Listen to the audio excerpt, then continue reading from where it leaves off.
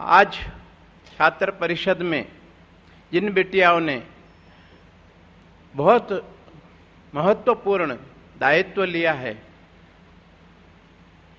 मैं उन सबको बधाई देता हूं, साथ ही साथ सचेत करता हूं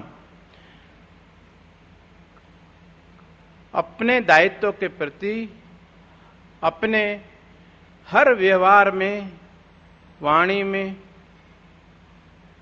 उनको एक आदर्श रखना है।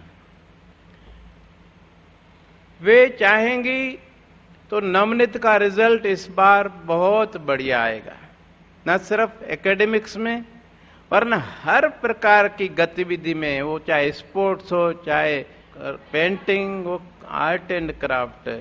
देखो कितनी होशियार है मेरी बेटियां हैं।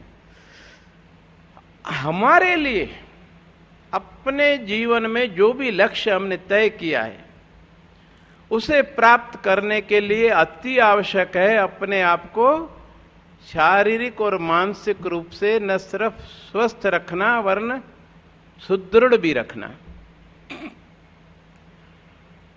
मानसिक सुदृढ़ता का प्रतीक यह है कि हमारी नजर हमेशा अपने लक्ष्य पर होती है। हम किसी भी व्यक्ति विशेष में आसक्ति नहीं रखते। हमारी सहेली हो, हमारे गुरुजन हो, जो भी हमें आगे बढ़ने में सहयोग करता है, हम उसके प्रति कृतज्ञ रहें और आगे बढ़ें। और एक बात निश्चित है, न कोई साथ आया है न कोई साथ जाएगा, लेकिन हम जब कहीं पहुंच जाएंगे तो हमेशा जिन लोगों ने हमें मदद की उनको खुशी होगी और हमारे अंदर उनके लिए कृतज्ञता का भाव होना चाहिए। अगर कृतज्ञता का भाव हमारे मन से चला गया तो दुखों के पहाड़ टूट पड़ेंगे। कृतघ्न के ऊपर परमात्मा का कोप बरसता है। और पहली कृतज्ञता हमारी किसके प्रति होना चाहिए? जिसने हमें यहां तक पहुंचाया। सहेलियां, आपके माता पिता, रिश्तेदार, गुरुजन, ये कोई हमेशा साथ नहीं रहेगा। ऐसा मित्र बनाओ जो हमेशा साथ रहे, हमेशा मदद करे। उसके अंदर अगर मुझ में सामर्थ्य नहीं है, मैं आपका कितना भी हित चाहूं नहीं कर सकता, लेकिन उसकी मित्रता जिसमें इतनी सामर्थ्य है कि जो चाहे वो कर सकता है, ऐसे व्यक्ति से मित्रता रखनी चाहिए कि नहीं? हाँ या ना बेटा? और मित्रता हमारी तब बढ़ती है जब हम आपस में विचारों का आदान प्रदान करते हैं, शेयरिंग करते हैं। तभी तो एक दूसरे को अच्छी तरह समझ पाते हैं और एक दूसरे को कैसे कोऑपरेट करें वो भी हम जान पाते हैं।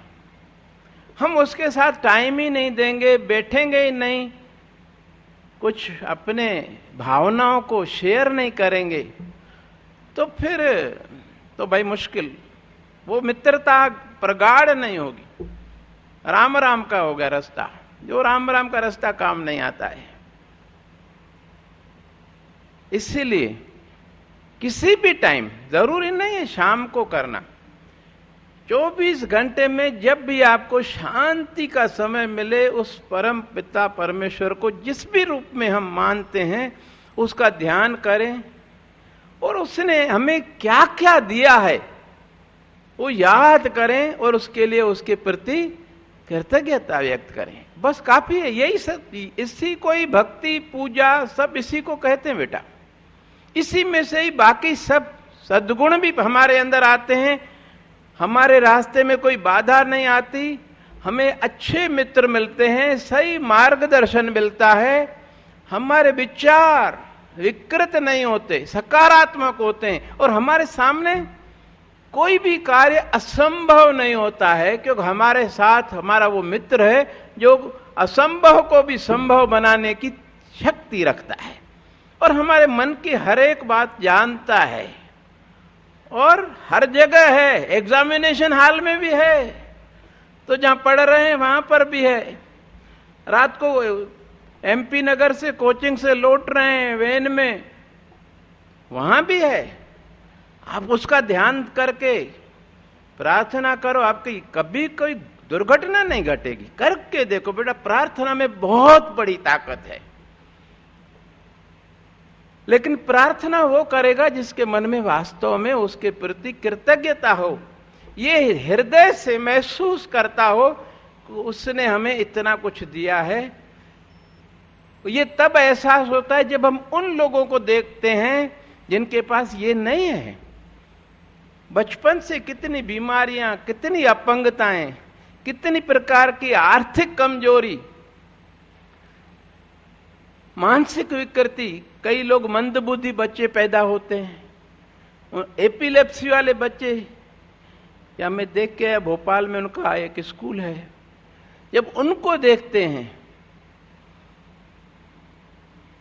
तब महसूस होता है। एक बिटिया को मैंने देखा कल, एक उसको फिट्स आते थे। अरे बाबा, अब वो अचानक कहीं भी जाए, गिर जाए तो कौन उसका।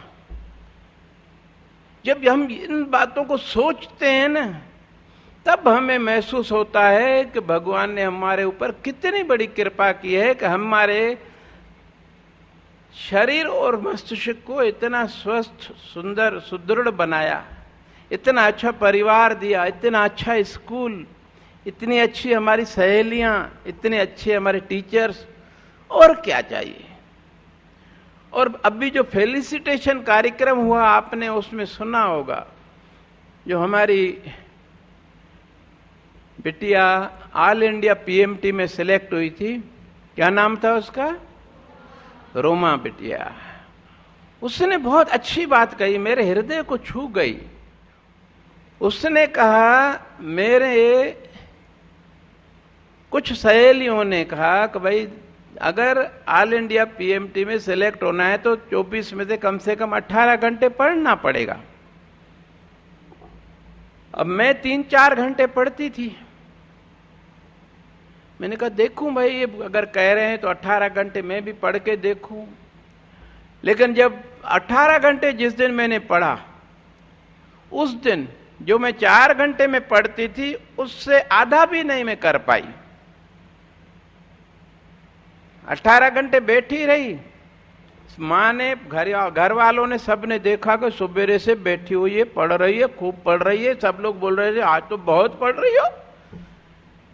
लेकिन वास्तविकता यह है कि मैंने खुद अपने आप से पूछा, तो 4 घंटे में तुम जितना बढ़िया तरीके से पढ़ लेती हो, नोट्स बना लेती हो, आज कर पाई क्या।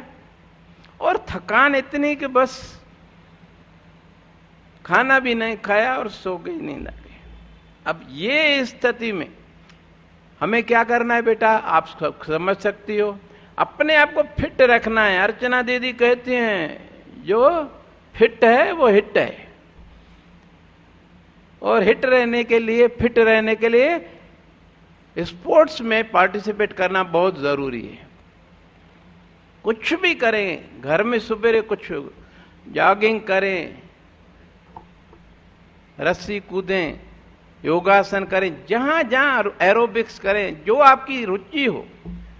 अपने आप को कितना वर्कआउट करना है जिससे हम एनर्जेटिक रहें, थक नहीं जाएं, वो करना जरूरी है। नहीं तो दिन भर थके थके रहेंगे, क्लास में भी बैठेंगे तो थकावट की वजह से एकाग्रता नहीं जमेगी।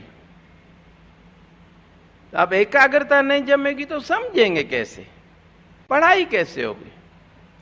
तो ये छोटी छोटी बातें हैं, लेकिन इन्हीं से मिलकर ही हमारा वास्तव में बहुत बढ़िया रिजल्ट आगे